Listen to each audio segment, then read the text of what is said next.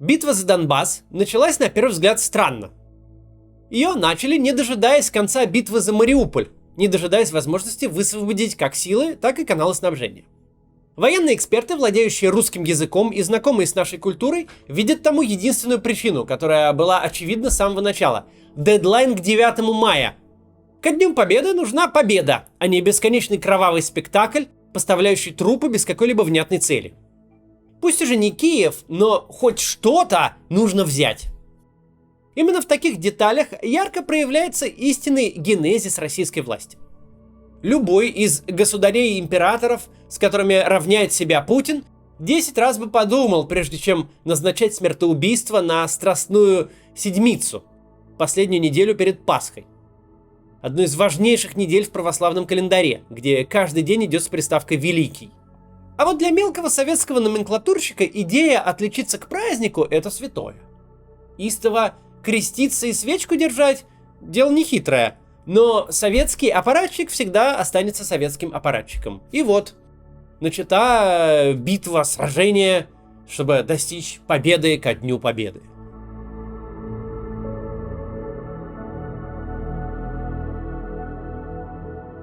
Положение дел на фронте остается настолько же до предела неясным, насколько был до того. Мы знаем из сообщений разведки, что Россия сконцентрировала около 80 батальонно-тактических групп, это сравнимое с началом войны количество войск, но теперь уже на одном единственном направлении, на Донбассе. Российская армия с упорством идиота продолжает ту тактику, которую взяла с первых дней войны. Насколько бессмысленную с военной точки зрения, настолько же ужасающую. Она просто раскидывает ракеты по всей территории Украины. Чем вообще может помочь бомбежка сел на южной окраине Кривого Рога победе над войсками в Донбассе? Вопрос странный, но тем не менее, они это делают. Пока понятно лишь то, что бои начались. Они идут сразу по нескольким направлениям, а впереди нас всех ждет многонедельная битва по степени кровопролития, сопоставимая лишь со сражениями Второй мировой. Обе страны настроены до предела решительно. Путин хочет стоять через 19 дней на мавзолее наследником победителей, а не бездарным вождем, развязавшим войну, в которой не может достичь успеха. А украинские силы не собираются сдавать ни пяди своей земли. За сегодня, судя по имеющимся данным, российским войскам продвинуться не удалось. Но все до такой степени неопределенно, что имеет смысл поговорить о том, что предшествовало наступлению, о том, какую стратегию на этот раз избрала российская пропаганда. В этот раз необычная вставка, буду рекламировать рекламу у себя на канале. Все, что происходит с нашей экономикой, начало касаться и рекламы. Теперь вы не можете покупать таргетинг в Фейсбуке или Instagram, пользоваться Audience Network или Google AdSense. Придется осваивать менее привлекательные альтернативы в виде рекламы ВКонтакте и в Одноклассниках, что не советуется. Таргетинг испытывает серьезный кризис, в общем. Но приходите рекламироваться сюда, на мой YouTube.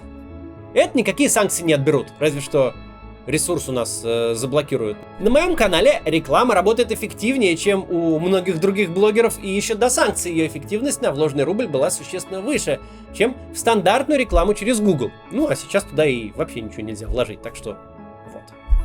Почему она была эффективнее раньше? По двум причинам.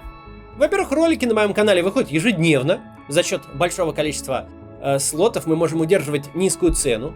При этом один ролик за неделю набирает в среднем 1 миллион просмотров и даже больше. Получается гораздо дешевле, чем у сопоставимых блогеров за просмотры, у которых реже выходит. Во-вторых, у меня активная и платежеспособная аудитория. Она смотрит рекламу, обращает на нее внимание, не перематывает и откликается. Мой канал смотрят люди, которым интересно саморазвитие и улучшение мира вокруг себя. Я человек либеральных взглядов, и аудитория у меня такая же, а люди с такими взглядами обычно более продвинутые и состоятельные. Аудитория не очень молодая, больше всего людей возраста от 24 до 35 лет, моложе 25 лишь 18,5%.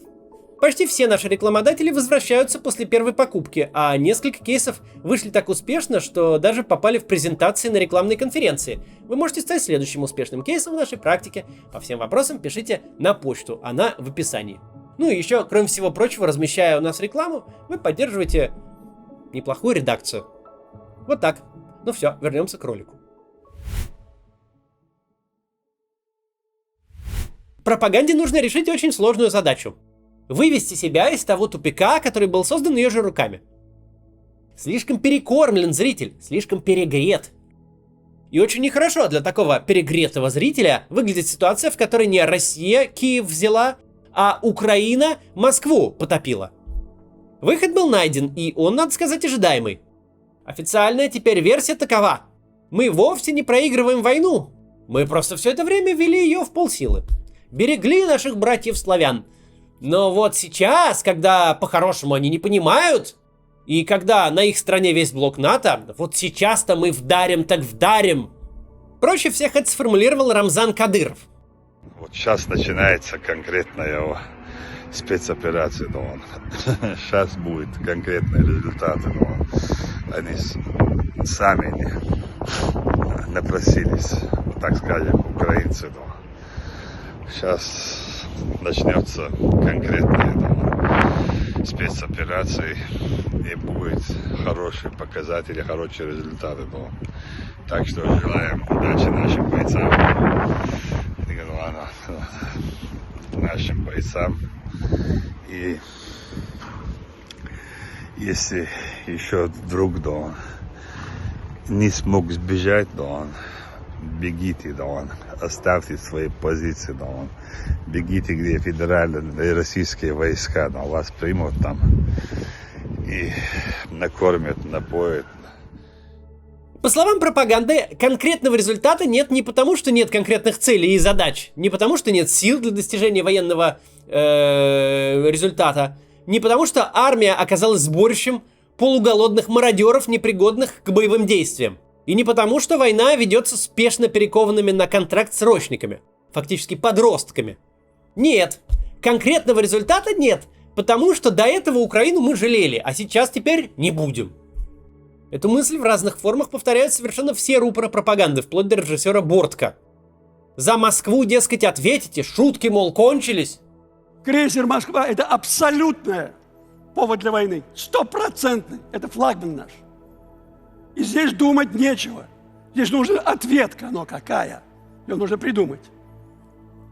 Это хорошая концепция, но одна в ней беда. Она не конечная, а промежуточная. Когда эта новая конкретная спецоперация, пришедшая на место спецоперации неконкретной, не принесет ничего помимо ужасающих жертв, пропаганде придется изобретать нечто новое. Но есть еще один занятный момент. Особенность этой войны в том, что о всех планах России мы узнаем сильно заранее и во всех подробностях. О намерении Путина вторгнуться в Украину нам за несколько недель поведала американская разведка, раскрыв все вплоть до детальных инструкций конкретных подразделений. О намерении отступить из-под Киева и Чернигова и сосредоточиться на захвате Донбасса мы узнали уже непосредственно от российского Министерства обороны. Подготовка к новому наступлению происходила буквально в прямом эфире. Все прекрасно понимали, когда оно начнется и в чем будет заключаться. Понятно, что в современном мире сохранить в тайне подготовку к массированному наступлению невозможно. Спутниковые снимки моментально раскроют ваше намерение. Но все же открытость в духе князя Святослава Игоревича с его легендарным предупреждением «иду на вы» перед началом войны вещь довольно непривычная. Это как если бы шахматист озвучивал вслух свои действия на 3 хода вперед. Типа сейчас отведу ладью назад и начну наступление ферзем и пешками на левом фланге. Дело тут не только в некомпетентности российского командования. Просто они привыкли к полному отсутствию какой-либо связи между словами и реальными последствиями. Наиболее наглядным примером тут будет коронавирус. 2 неполных года пандемия в России официально вела себя как дрессированный пудель. Когда было нужно, заболеваемость росла, когда было нужно, замирала и изображала плато, когда нужно, падала. Президент регулярно объявлял об окончательной победе над коронавирусом, разве что не 9 мая это делал, и ни одна ограничительная мера не заходила дальше формальных запретов, на которые в целом было наплевать и тем, кто должен был их соблюдать, и тем, кто должен был это все дело контролировать. Все это не имело никакого отношения к реальному коронавирусу, который развивался в России ровно по тем же правилам, что в Бразилии, Индонезии или Соединенных Штатах, и убивал людей вне зависимости от текущей позиции Кремля по этому вопросу. Слова и их последствия, если говоря проще и короче, никак не были связаны между собой. Но цифры избыточной смертности, которые свидетельствуют о чудовищном провале властей в борьбе с пандемией, вещь все-таки довольно абстрактная. На одной чаше весов лежат бравурные заявления, что Россия прошла коронавирус лучше всех других стран вместе взятых, а на другой статистические данные, которые без пояснений специалиста обычному человеку понять сложно. Если же искать военную аналогию, то главной кампанией, которая предшествовала украинской, была Сирия. Именно там российская армия и ее командование готовились к нападению на Украину. Сирийская война – это в чистом виде война словесных интервенций, не имеющих никакой связи с реальным развитием событий. В чем главная особенность сирийской войны? В качестве противника там выступают нерегулярные отряды, состоящие буквально из бандитов на джипах с пулеметами. С одной стороны, их сопротивление не прекратится никогда, как и в любой другой партизанской войне. С другой, можно хоть каждую неделю торжественно заявлять об окончательной и бесповоротной победе над терроризмом. Проверить все равно это никто и никогда не сможет. Практика сирийской войны – это когда, если куда-то попала ракета, значит там был штаб ИГИЛа. Если твои войска кого-то расстреляли, значит это были боевики-исламисты. Что там происходит на самом деле, понять очень сложно, так как распространение информации сильно затруднено. Можно говорить что угодно, слова не будут иметь никакой связи с реальностью. Так почему же не перенести эти проверенные боями практики на украинскую землю, заменив ИГИЛ на Азов, а исламских радикалов на бойцов националистических батальонов, подумали в Кремле. Но здесь одна проблема. Украина – это не Сирия. Украина – это современная европейская страна, где у каждого есть мобильный телефон с камерой и подключением к интернету. Страна русскоговорящая. Ее жители на чистом русском языке описывают, как российская ракета попала в их дом. Украина – страна демократическая, и ее моментально наполнили корреспонденты и фоторепортеры со всего мира, которым власти не то что не мешают работать, но наоборот всячески помогают и отвозят в самые кровавые точки типа Бучи. В итоге словесные интервенции властей сталкиваются с реальностью. Вы говорите, что разбомбили базу Азова, но есть множество свидетельств, что это был роддом. Вы заявляете каждый третий день на протяжении месяца, что окончательно захватили Мариуполь, но его защитники продолжают выходить в прямой эфир и рассказывать о своем сопротивлении.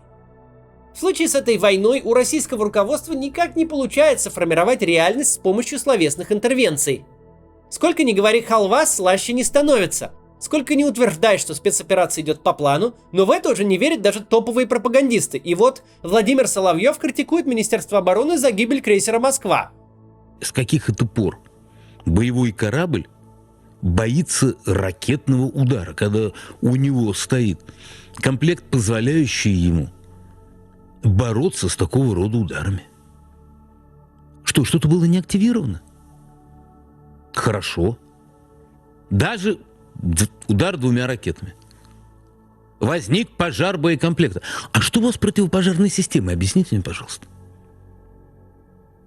Почему ваша противопожарная система не сработала, и корабль выгорел практически изнутри дотла? Сколько ни заявляешь, что экономический блицкриг Запада потерпел сокрушительное поражение, но у тебя даже мэр столицы рассуждает о том, как он направит косить траву в столичных парках армию из 200 тысяч безработных, которая скоро появится на пороге. У всех слов появляются последствия в реальной жизни. Реальные последствия слов про подготовку наступления на Донбассе заключаются в том, что к наступлению подготовилась Украина. Публично определив направление основного удара, российское командование само дало возможность противнику подготовиться к его отражению.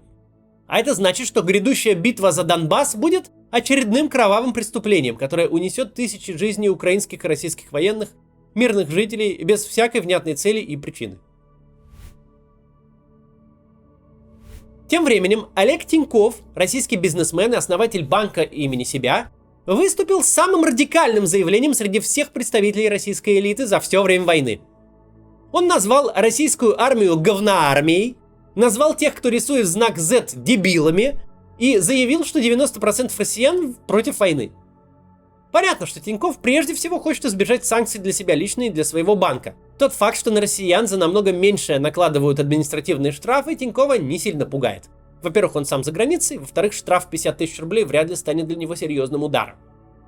Последствий для своей организации он тоже вряд ли опасается. Формально никакой должности в банке Тиньков не занимает, да и сам банк слишком большой и важный, чтобы его можно было как-то публично наказать.